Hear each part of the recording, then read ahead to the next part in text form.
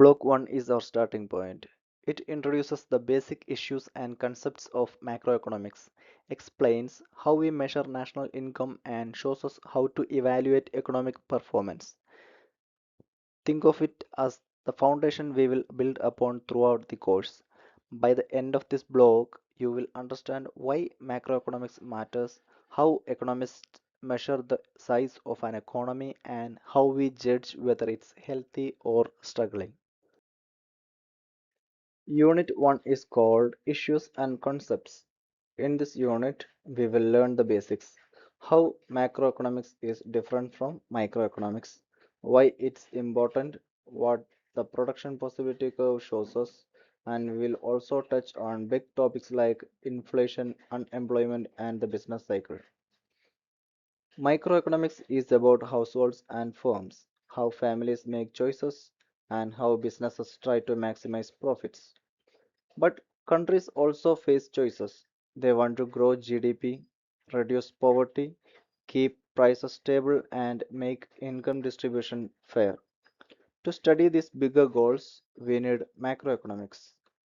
So, Unit 1 is really about moving from small picture to the big picture of whole economy. Now we are looking at the two main branches of economics, microeconomics and macroeconomics. Let's start with microeconomics. Microeconomics studies the behavior of individual households and firms. It focuses on decisions like how families manage their budgets or how businesses decide whether to hire more workers. The key idea here is utility maximization and profit or cost decisions. For example, one family deciding how to spend their monthly income or one company choosing whether to expand production. That's microeconomics in action. Now let's zoom out to macroeconomics. Macroeconomics looks at the economy as a whole. Instead of, instead of focusing on one family or one firm, it studies aggregate variables like national income, consumption, saving, investment, exports, and imports. The big question here are, is the economy growing? What's happening with inflation and unemployment? How can we reduce poverty? For example, when we measure a country's GDP or track the overall unemployment rate, we are doing macroeconomics. Macroeconomics is a relatively new branch. Ragnar Frisch coined the term in 1933 and Keynes gave it shape in 1936 with his famous book The General Theory of Employment, Interest and Money. It studies the economy as a whole, not just individuals. What holds true for one unit may not hold for the whole economy. One firm hiring doesn't change wages, but if all firms hire, wages rise. Similarly, saving is good for one household, but if everyone saves too much, demand falls and the economy slows. Economists call this the paradox of thrift.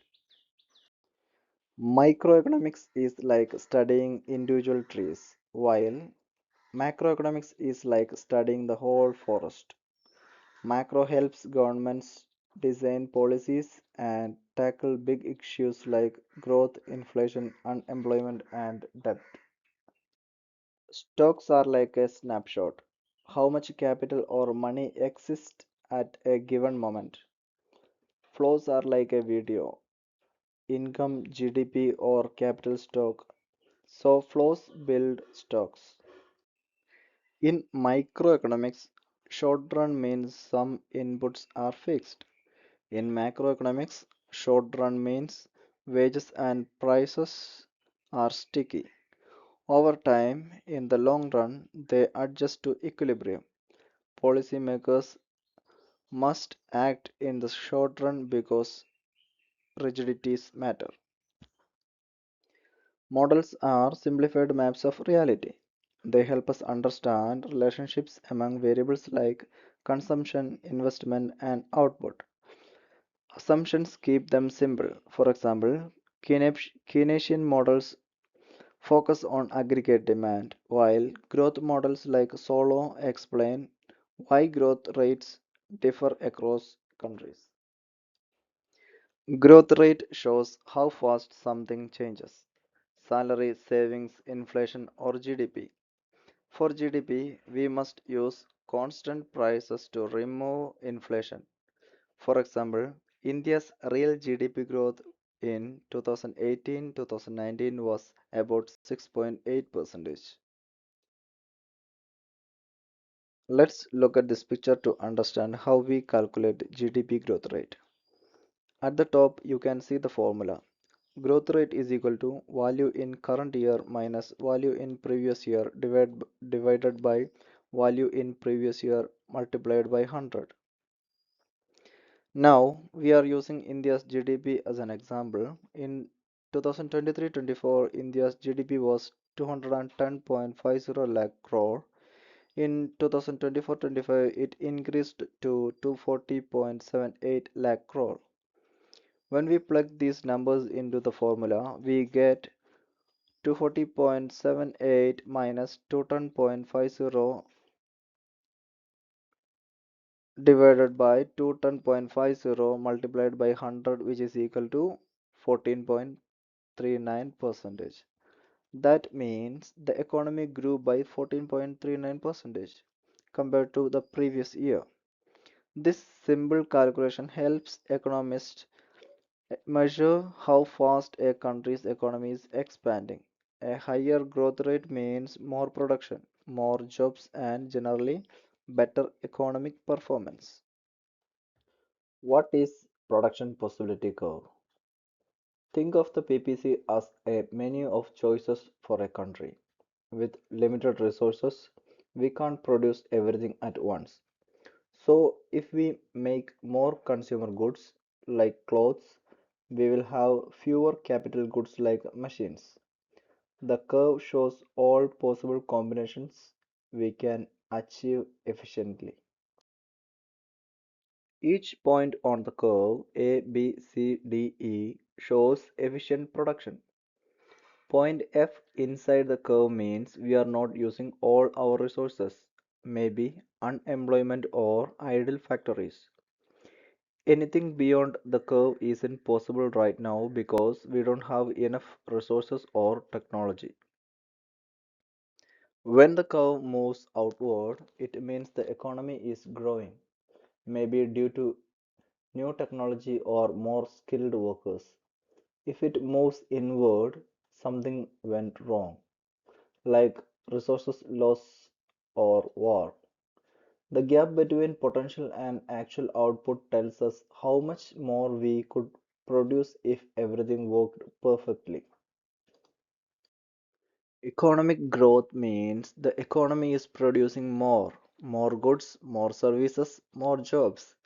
We measure it by looking at how much GDP increases each year. But to see how this affects people, we use GDP per capita, dividing GDP by the population.